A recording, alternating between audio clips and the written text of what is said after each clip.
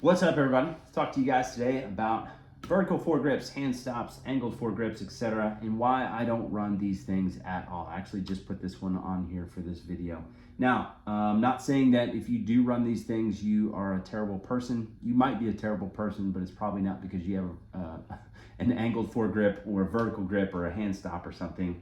Now, there was a time and place when I pretty much had a vertical foregrip or some sort of accoutrement on the bottom of my rail, and I no longer have that because I've more or less proven to myself through my own training and experience that those things just get in the way. What do they get in the way of? Glad you asked. They get in the way of barricades, they get in the way of mounting the gun, and they also make it really difficult to shoot in any direction other than like straight forward. All right, so we'll cover all three of those topics here. Barricades.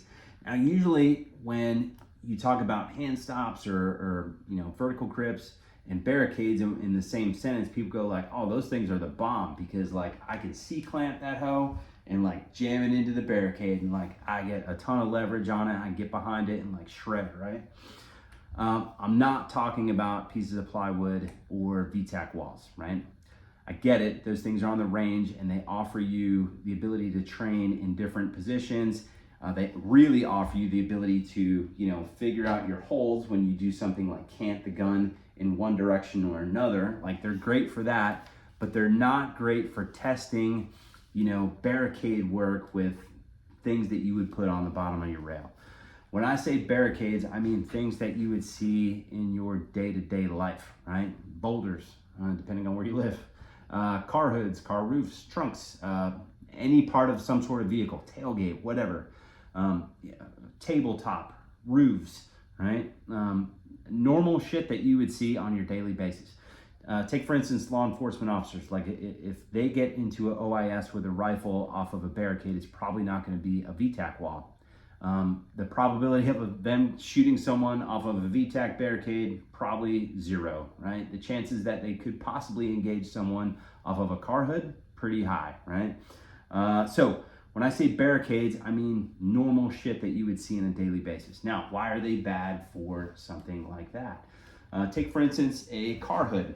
If I threw this thing on the front of a car hood and I'm trying to shoot, not only accurately, but aggressively as well, so meaning like fast, I want the most points of contact possible. Now, in order to get the most points of contact, you need more surface area, right? Points of contact, more points of contact equal more surface area. This thing, this little tiny thing, is not a lot of surface area at all. The hand stops, even less surface area in comparison to this vertical grip, right?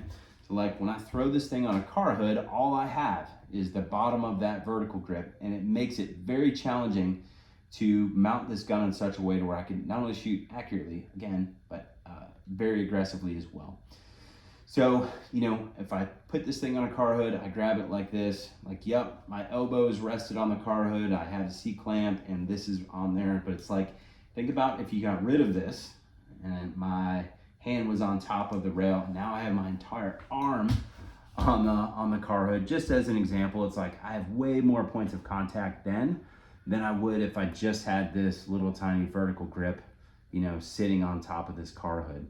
So it's harder to get points of contact, and because it has less surface area for you to rest the rifle on. So I'm not a fan of it due to the inability to get more points of contact on barricades.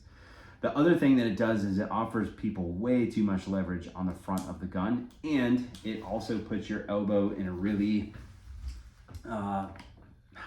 I would say it's a disadvantage, right? It's counterproductive. The more this elbow comes up, the more counterproductive it is. And I say that because I see it pretty much every single class, and I show people this too. And like, I have them do it the right way and the wrong way so they can see which one works for them. Having this rifle or having your elbow up like this and having a lot of leverage to pull back on is it is counterproductive.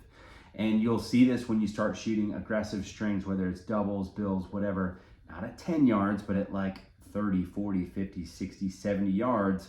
What you start noticing is this elbow flares up and then they start doing something like this, like trying to make the gun come back down. In other words, they'll pull the trigger, rifle lifts, and then they try to steer the gun back down. It's very, very counterproductive. So like I show people all the time in every class that we go over rifle, it's like the mount should facilitate the gun, you know, doing the exact same thing every single time without you steering it around. The more you steer it around, oftentimes the worse it gets, especially at those distances that I just mentioned. So the structure that you put behind the gun, and this is what I show people, like if I have good structure behind the gun, I could almost just hold the front of the gun like this. As long as I'm behind it, it will do the same exact thing every single time. And it's like, it's doing that because of the structure that I put behind the gun, not because I'm steering the gun around and trying to make it go to a spot. I also think that usually the more effort people put into pulling the gun back into their shoulder, the worse it gets, because they usually start off at like 110% pulling back into their shoulder. And it's like, I'm gonna make this thing do what I want it to do. And then 3-4 rounds in, maybe not even that sometimes, maybe 2 or 3, it's like that 110% quickly goes downhill to maybe 50 to 60 and then back up. And so you end up putting different inputs on the gun while you're shooting it. And this is why you are seeing the gun do different shit each time. These things don't recoil a ton, and I show people this too. It's like, I'll just hold it like this, not even mount it, shoot it into the berm, shoot it into the berm. It's like, what does it do? Not doing a whole lot. So if you're behind the rifle and you see it like basically, you know, dancing the jig all over your target, it's like the gun isn't doing that. The way that you're mounting the gun is doing that, and the type of inputs that you're putting into it is doing that. And these things offer way too much leverage, and I see it all the time. People yank on them, and they put too much leverage, and they end up fighting with the gun. The elbow flares out, and they start steering the gun down. And then you'll see shots start to go low left or to the left of the target. It's just not a good thing in my opinion. The other thing that they do is they make it challenging to shoot in different directions. It's like, if you're standing straight, I can see how people could like this, right? If I'm just standing square up to a target, it's like, yep, I can do that all day long.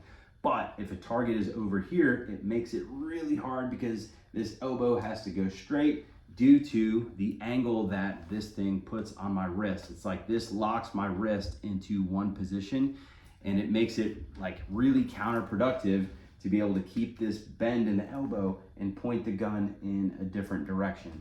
That bend in my elbow is really important to me because that bend, just the bend in the elbow, you'll feel the rifle suck back into your shoulder, and it's like, I don't have to use a ton of effort. It's like just letting this elbow hang. It's like something I heard Frank Proctor say probably 10 years ago. Just letting this elbow hang sucks the rifle back into your shoulder, and it uses minimal amount of effort. Therefore, you guys can keep the exact same pressures on the gun throughout the entire string. Like, I think that's a good thing.